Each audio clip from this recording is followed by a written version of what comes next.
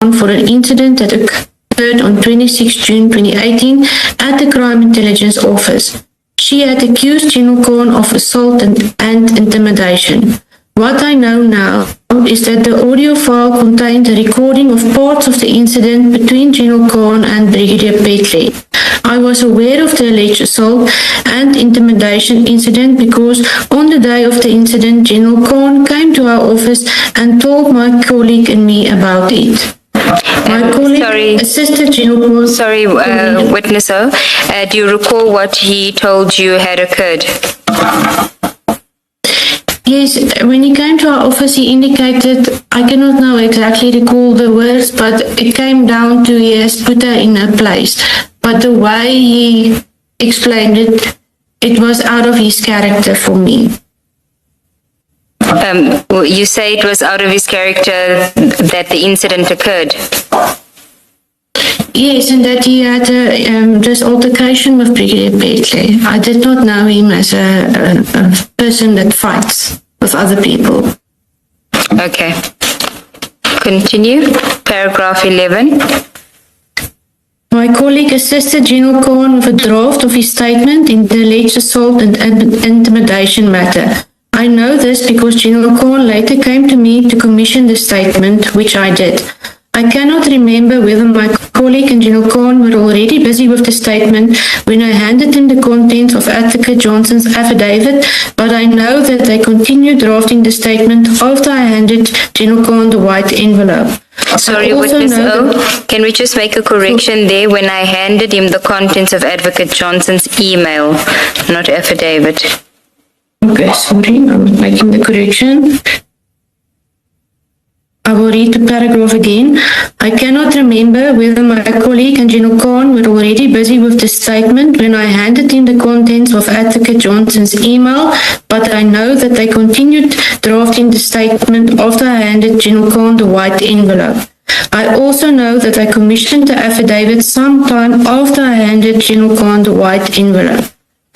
I'm aware that it stated on General Khan's statement that it was commissioned at 12:30, but this is not correct. I only commissioned the affidavit after I handed the white envelope to General Khan, which would have handed to him shortly before 1 or at 1 o'clock at the latest. In support of this, I've looked at the properties information of the type statement and I noticed that the document was modified at 13:33. Okay, Witness, if you can just pause there. There's a few things to deal with in that paragraph. So if you go to page 116 of the bundle.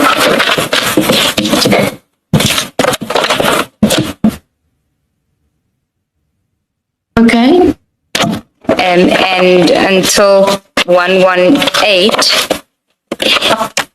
Is that the statement that was prepared by General Khan on the 4th of July 2018? I confirm it is, but not with this strikeout at the bottom here. I made a copy of this affidavit when I signed it or when I commissioned it for myself.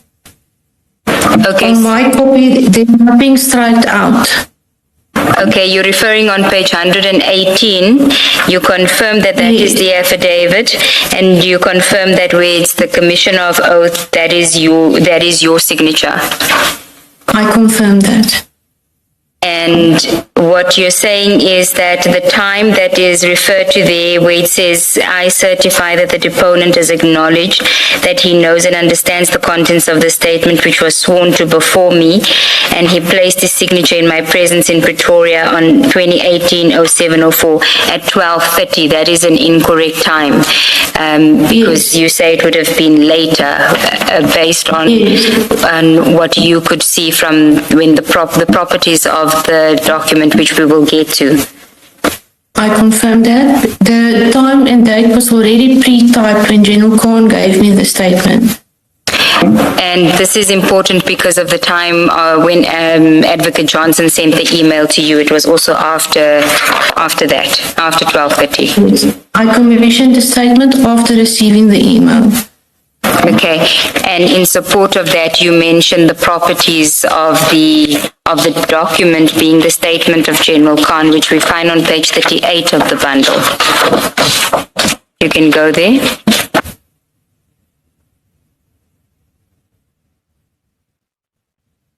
I confirm this is the last document. Date modified 2018-07-04-1333. Okay, so what you're saying is that it follows that you would have only commissioned his statement after 1:30. Yes. Can we go back? Sorry, before you move on, at that page 118, the affidavit, the strikeout that you say was not there when you commissioned this, there are initials next to, I suppose, verifying or confirming the strikeout. Does any of that scribbling belong to you? No, ma'am. Okay, thank you. Thank you. We can go back to your statement. Sometime later, the same day, I think, or a day later, General Khan gave the white envelope with the contents of Advocate Johnson's email back to me. I kept the envelope, and as stated above, I did not delete Advocate Johnson's email. I do not have one specific reason for keeping the envelope and not deleting the email. The request just seemed suspicious, especially because Advocate Johnson asked for my personal email address and sent the email from her personal email address and asked me to delete the email thereafter. I kept the information and thought that if there was ever an investigation into the assault matter, that perhaps this would be relevant. But Brigadier Petley resigned sometime in 2020 and nothing became of the assault case. I was very fearful to volunteer information, especially given the environment at Crime Intelligence at the time. I was also aware that Advocate Johnson's husband, Colonel Junaid Johnson, worked at Crime Intelligence and him and General Khan had worked closely together. A disclosure of this nature may have been detrimental to me. However, when Advocate Johnson was appointed the head of IDAC in early 2022, I started thinking about this incident again, and it troubled me all over again. At the time, members of the Hawks were placed at IDAC to investigate matters at Crime Intelligence. I approached him on condition that my identity would be protected. I informed him of the incident and that I prepared a statement setting out my recollection. I did so in August 2022.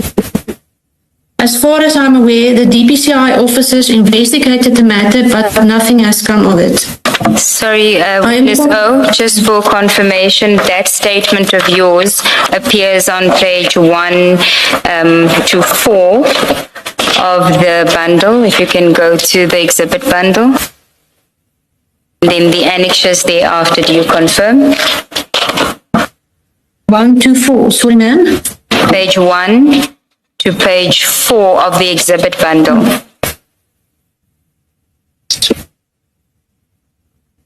Page 1, 2, 3, 4. Yes, I confirm this is my statement and my signature. And this was the statement that you had submitted to the DPCI officers? Yes, in 2022. Okay, thank you. You can continue. Conclusion. Thank you. I'm confident that the person I spoke to on General Khan's phone on 4 July was Advocate Johnson, and that she's the person who sent me the email, instructed me to give the contents of the email to General Khan and delete the email thereafter. I do not know if Advocate Johnson and General Khan have any connection other than the fact that General Khan and her husband work together. In January 2020, I was invited to General Khan's 50th birthday party where Advocate Johnson and Colonel Johnson were also in attendance.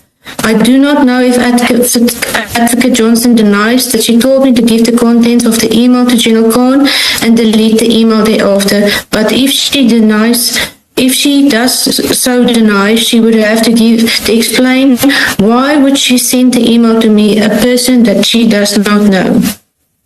I trust that my testimony will be of assistance to the Commission and its work. Thank you, Witness O. Chair, that is the evidence of this witness. Witness O, in paragraph 15, where you say after Advocate Johnson was appointed head of IDAC in 2022, you started thinking about this incident again, and it troubled you all over again. Can you just explain a bit what is it about that would have triggered that concern when she got appointed? I think because she was appointed to an important post, it concerned me, because if this was above board, she would have sent it at the time from her official email to my official email, and that for me was suspicious. And did General Khan give you any explanation when he said you speak to her on the phone, why the email was being sent to you? No, he did not give me an explanation. Before and after? No. Okay, thank you. Thank you, Commissioners. Thank you very much, Colonel. You are excused. Thank you, sir. Thank you, Commissioners. Chair, we just need a short stand down to get witness N ready. Let's adjourn. We'll hear from you.